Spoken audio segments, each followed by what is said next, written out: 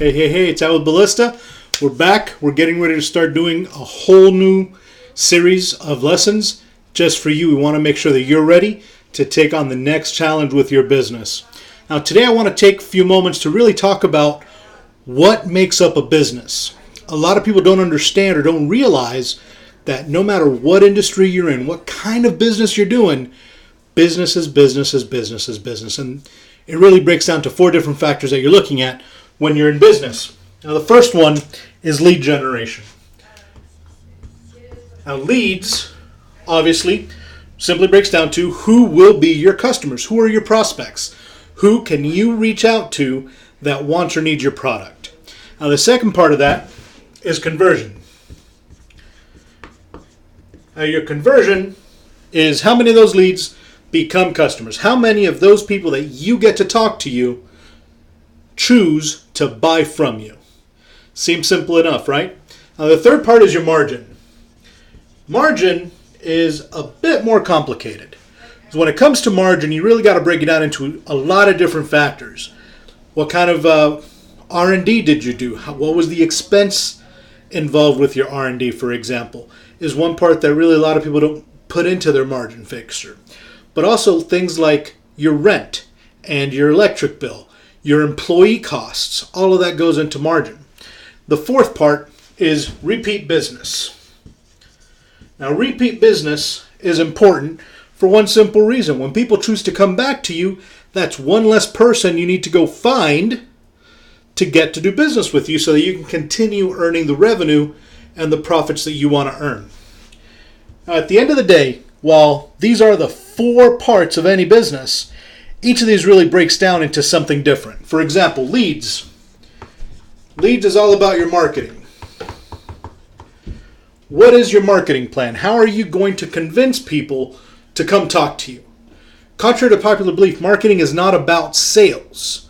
Marketing is about getting people to know who you are and getting them to want to talk to you about what you offer. Now, the second part, conversion, that is sales. That is 100% about your sales strategy. Now that you've convinced somebody to come talk to you through your marketing, what are you going to say to get them to say yes? That's very separate from marketing. While some of the language is similar, the process to get somebody from saying, yes, I'm interested, to yes, here's my money, is very, very different. Now, the third part, margin. As I said earlier, margin is very complicated, and that really comes down to your business strategy and your business plan. So when it comes to your business plan, as I mentioned, there are a lot of different factors to look at. What are your R&D costs? What kind of fixed expenses do you have? So for example, if you're selling shorts, what's the cost to manufacture and transport those shorts? What's the cost to store those shorts? What's the cost to ship that product?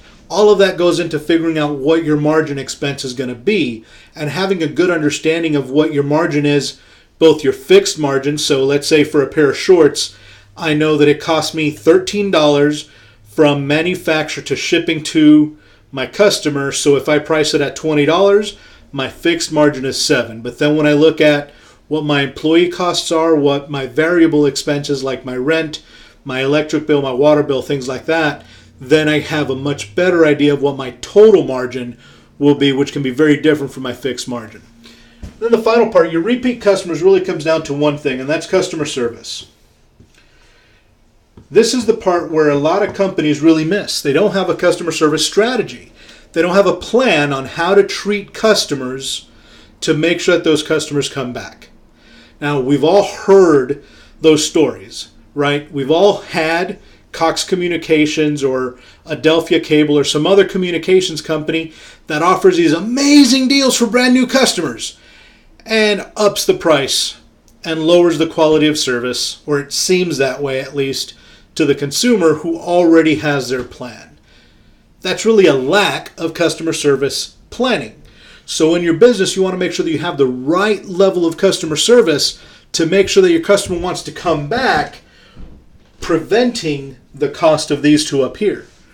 Now, you're in a position to where you're continuously making money from your business because the people that you've already converted, the ones you've already spent money on up here, already want to come back and talk to you and give you more of their money. So at the end of the day, all four of these work together to produce what profit your company is going to make. But they are four very unique and distinct parts of your business plan. And that's where a lot of companies really mess up.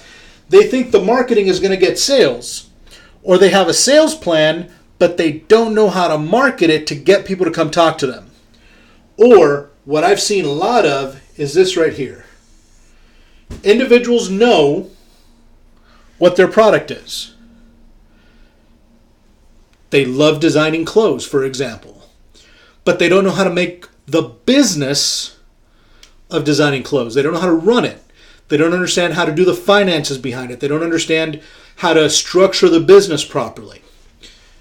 And as I mentioned earlier, without having a customer service plan to make sure that you can communicate with your clients and get them to come talk to you again, which does involve some marketing, but not just marketing, because the experience that they have when they reach out to you is really what this is all about.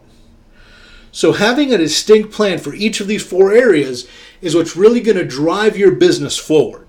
And what I'm going to do over the next few days is we're going to actually break down each of these to make sure that we have a good understanding of what all four of these are, so that you can really set up your business and make sure that you go forward.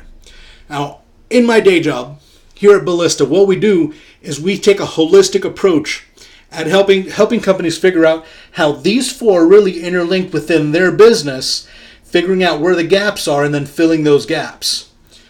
We've been doing this for over 30 years. Both my partner and I have over 30 years of experience in running small businesses and medium-sized businesses and taking them up to that next level.